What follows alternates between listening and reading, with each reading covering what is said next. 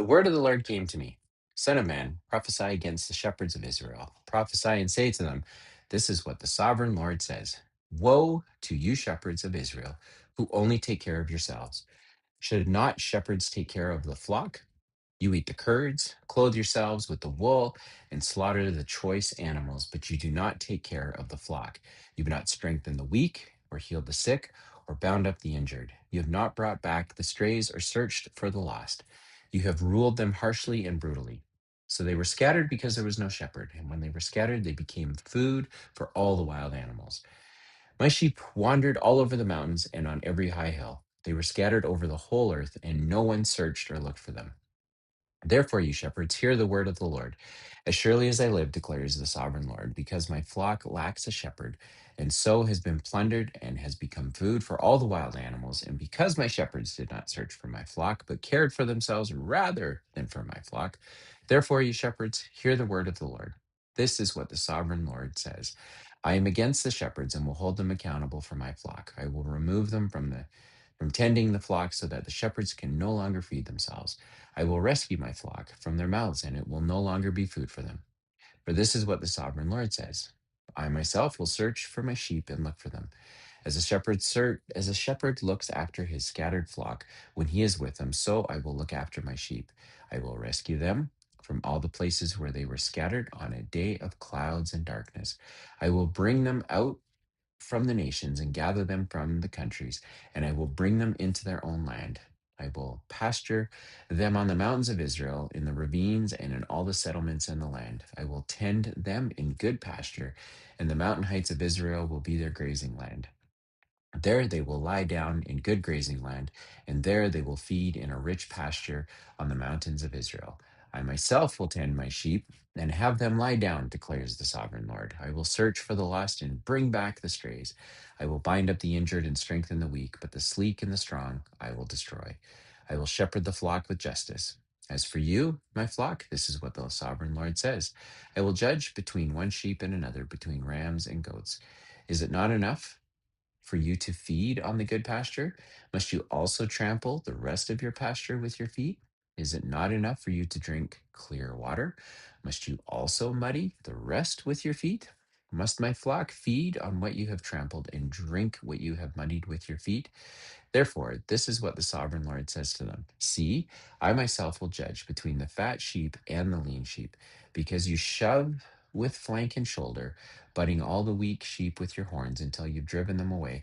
I will save my flock, and they will no longer be plundered. I will judge between one sheep and another. I will place over them one shepherd, my servant David, and he will tend to them, and he will tend them and be their shepherd.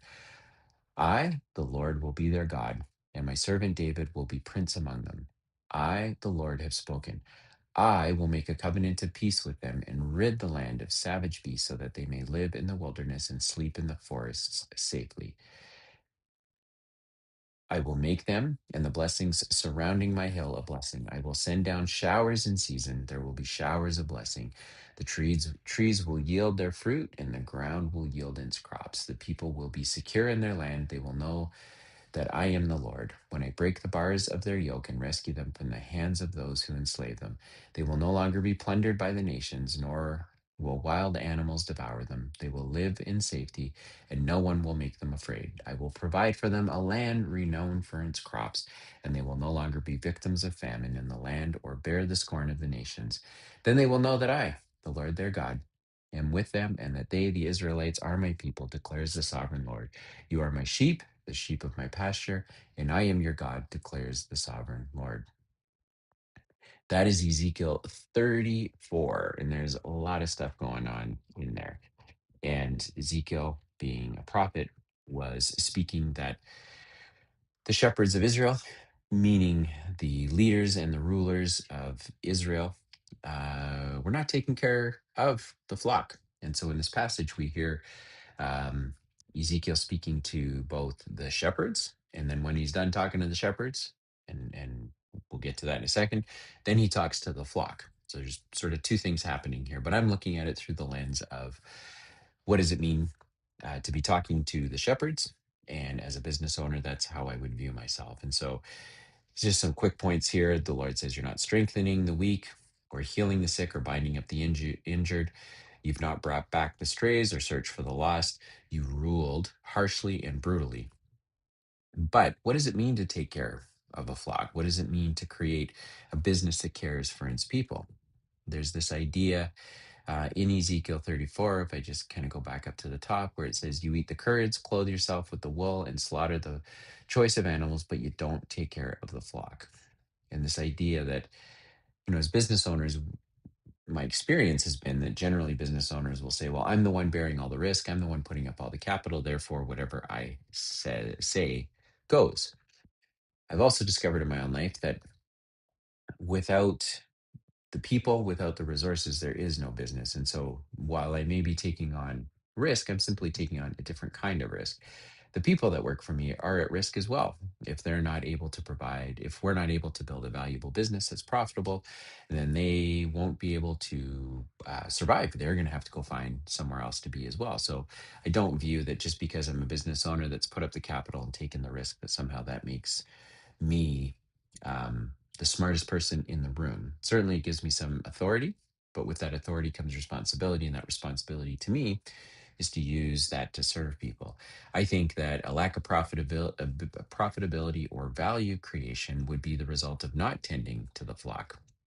So I know a lot of business owners, and I've done this myself. In fact, it was part of the reason why my first business didn't survive the great financial crisis, which it could have and it should have. But the shepherd is taking more off the table than what the shepherd should be taking off the table. And eventually you can't do that forever because the flock will just not survive. You can only shear the sheep so many times. You can only slaughter so many sheep and eat the choice meat before there are no more sheep left to shear or slaughter.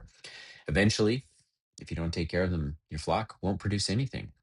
There's doing nothing, there's doing the minimal, and then there's doing more than what is required. And when I read this passage, it reminds me that it's not about doing the minimum, it's not about doing nothing, it's about doing more than what is required. Because if we can create, as business owners, a peaceful environment, if we can build stable and durable businesses, if we can create systems and processes that allow people, those who choose to, because the rest of this passage does talk about the flock that chooses not to. But we can choose to build businesses and systems where people thrive and grow. And our ability or desire to shepherd our flock matters. And I'm not saying that people are sheep. I'm coming to the Bible this year with my owner hat on, and I'm trying to understand what are the principles that are at work, and then how do I ultimately see that reflected in the life of Jesus, just as like a proof case. And so in Ezekiel, I'm reading through the Lord calling out the shepherd, saying, "You're not doing a great job. Your flock is not thriving." And it's not thriving because you're terrible shepherds. You're not taking care of them. You're not tending to them. You're not finding the ones that are lost. You're not doing anything except take, take, take, take, take, take. And then I look into the life of Jesus and I see something totally different.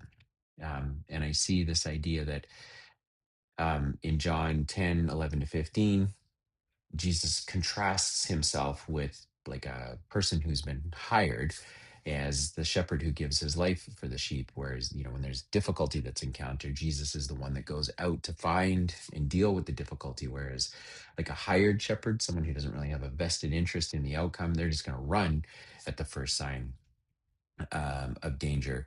And I think that when I read Ezekiel 34 and I'm reminded of what the Lord is saying to both the shepherds and the flock, I feel very much that as business owners, we have an amazing opportunity to take care of the people that are under our resources. And I don't mean taking care of them in a sense of living their life for them. I mean taking care of them by, first of all, doing work on ourselves to be better today than we were yesterday as individuals with character traits and qualities, but to build great businesses that are stable and durable and bring out the best in people. Because if a business can bring out the best in someone, then that means that business is going to be more profitable. But you know what? The people working in that business are going to be more profitable. There's always this line that, oh, well, we can't afford to pay. the top dollar in the market for the market that we're in, because we just can't attract the right people. But the truth is, if you've built a great, stable, durable business, I think, according to biblical principles, certainly, then you actually can attract the very best people in the marketplace. And if you can't, then there's the first place to start. How come? Why can't we attract the best people? But I do think that as business owners, we have an amazing opportunity to lead, to build, and to shepherd businesses in a way that contributes back to the world. And as I've said the last couple of times, what's the alternative? The alternative is to just consume everything, to pile everything up, to just watch it be given to somebody else when we're no longer here. Like, what is the alternative to trying to live out the life as a business owner through biblical frameworks and biblical scaffolding, which is kind of what I'm on the hunt for this year. And Ezekiel 34 really is a great way to frame this idea of shepherd taking care of the flock, and then the flock being able to say, we can take care of the shepherd. It's a mutual exchange, but that does happen because the shepherd takes a vested interest in wanting to take care of their flock. And I'm not sure that I've met a lot of business owners that make that their primary concern. Their primary concern is usually taking care of themselves first. They're the ones that will shear the sheep for their clothing. They will, have the best choice cut meat, et cetera, and to slowly drain what they have in their flock, and then their flock doesn't produce for them, and then they build businesses that are marginal, or businesses that are just a lot of work and a lot of headache and a lot of stress. And then same kind of question, like, what's the point of that? Actually, it has to be more than just generating wealth, or piling up wealth for some future some future purpose. So not only am I really grateful for the word of God, I'm really grateful for Ezekiel 34, and then to see how in the life of Jesus we constantly see how he went after the one